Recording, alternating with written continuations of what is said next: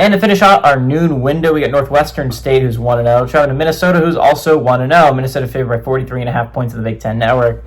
Drake Lindsey did not look bad in his first start as a Golden Gopher. He went 19 to 35, threw for 290 yards, 2 touchdowns, 1 interception. Darius Taylor was the beast on the ground that we all know him to be, though. He had 30 carries for 141 yards, and Jalen Smith was their leading receiver with 2 catches for 76 yards and a touchdown.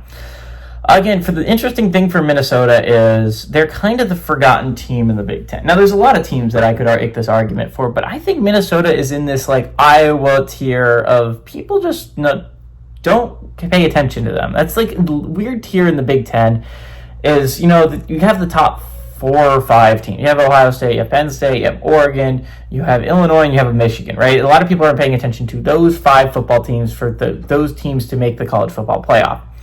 And that's the major draw of the Big Ten. But I think there's the middle teams that I think deserve a little bit more attention that could absolutely go on a run, right? Indiana is obviously a top 25 team that's being paid attention to at least a little bit. But the Minnesotas of the world, the Iowas of the world, the Washingtons of the world, the Nebraskas, USCs, I think these are all interesting football teams to watch from a can they make a run perspective. I think Minnesota has a hard schedule. I think this is a good warm-up game heading into a big game against Cal. That Cal game is going to determine a lot.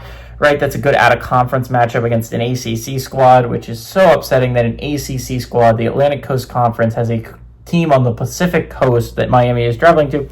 Minnesota is going to be traveling to, but regardless, this is a big game for Minnesota to get right heading into that game. They did not look great against Buffalo. They played a shockingly close game against Buffalo. I kind of call it. I thought Buffalo was honestly going to pull off the upset, but Minnesota was able to pull it out. They played a close game, a scary close game if you're a Minnesota fan against Buffalo. I still think Buffalo is a top team in the MAC, so I wouldn't be too concerned that game was close if you're a Minnesota Golden Gophers fan. But this is a great opportunity to steamroll Northwestern heading into a big game against Cal that's going to determine a lot heading into the Big Ten season. You would love to start 3-0 if you're Minnesota with a good out-of-conference win in your back pocket heading into what's going to be a difficult Big Ten schedule if you're going to try and go 10-2 and make that college football playoff berth.